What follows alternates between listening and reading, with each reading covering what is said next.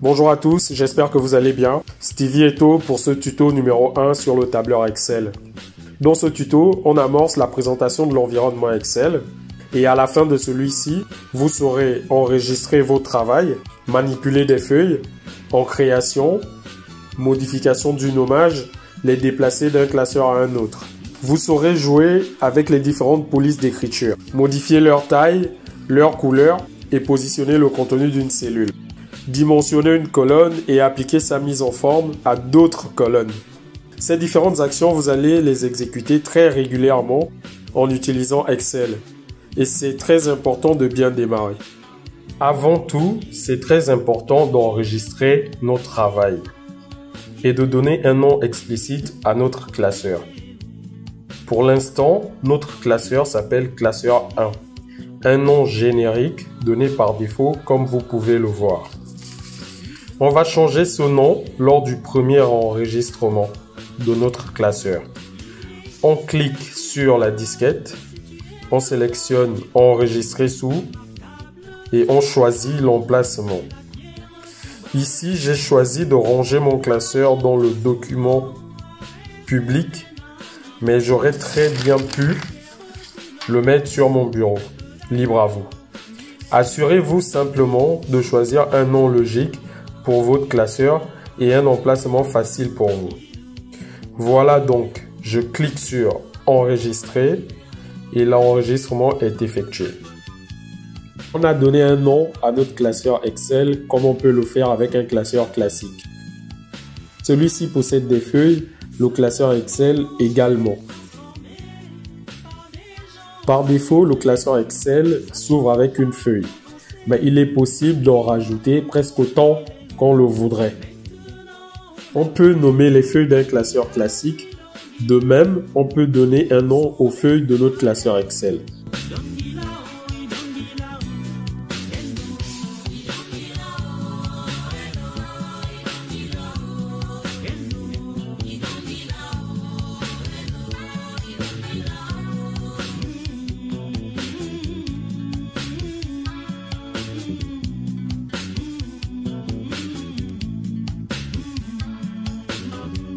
On peut également les déplacer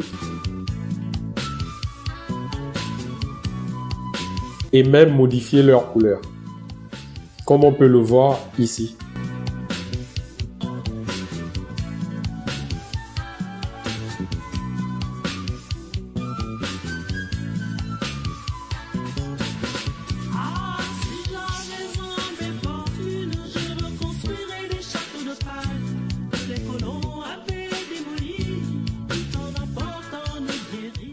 On a la possibilité de déplacer une des feuilles dans un autre classeur. Dans notre exemple, on va déplacer la feuille semaine 3.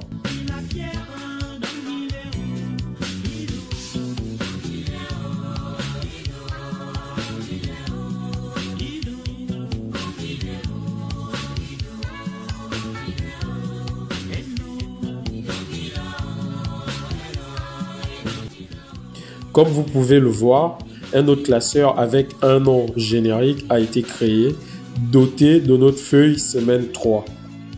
Notre feuille a bien été déplacée. Et si on revient sur notre classeur initial, on constate bien que la feuille semaine 3 n'y est plus. Également, nous pouvons déplacer une feuille vers un autre classeur et en conserver une copie sur notre classeur de base.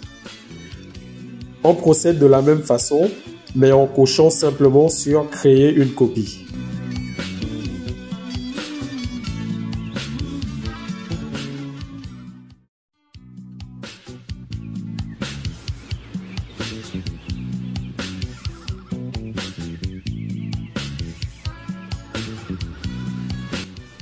Voilà, la feuille est déplacée vers un nouveau classeur comme dans l'exemple précédent. Et si on revient sur notre classeur initial, on constate bien la présence de la feuille semaine 3. Donc nous avons déplacé notre feuille semaine 3 tout en gardant une copie de celle-ci. Dans cette dernière partie, on va s'intéresser à ce qui se trouve à l'intérieur de ce cadran rouge que j'ai surnommé la main d'Excel. Tout d'abord, la police d'écriture qui s'apparente à notre écriture. Nous pouvons écrire de différentes façons en fonction du rendu que nous souhaitons obtenir. On peut faire la même chose avec Excel. En effet, Excel possède différentes polices d'écriture que l'on peut manipuler à souhait comme illustré.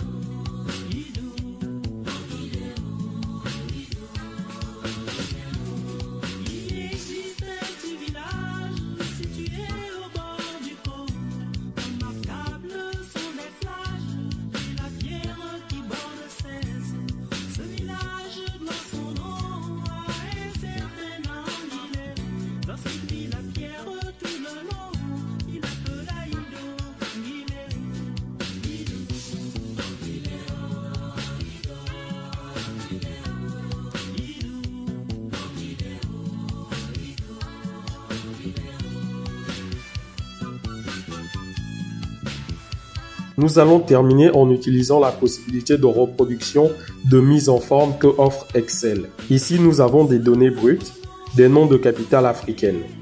Nous allons améliorer le rendu de ces données en travaillant sur la colonne contenant la capitale du Gabon, qui est Libreville, et appliquer ce travail de mise en forme aux autres colonnes.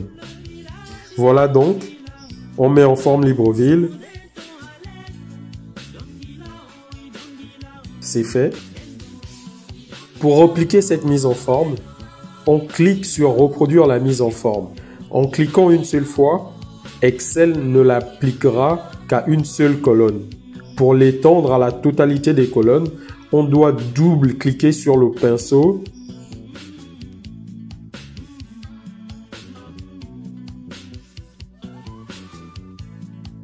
et comme vous pouvez le voir, ça fonctionne. Une dernière façon de faire est de cliquer sur le pinceau et ensuite cliquer sur la colonne maintenir et déplacer pour appliquer la mise en forme. Encore une petite chose, avec la main d'Excel, nous pouvons copier-coller des données.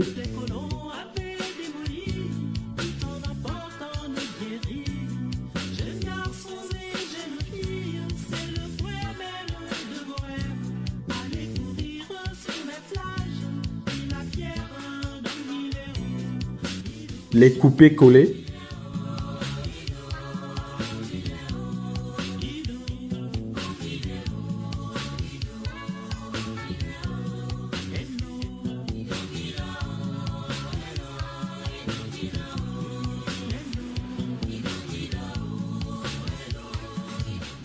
Donc voilà, on va se quitter gentiment avec ce petit récapitulatif de ce qu'on a vu tout au long de ce tuto et avec en plus une petite fusion de cellules.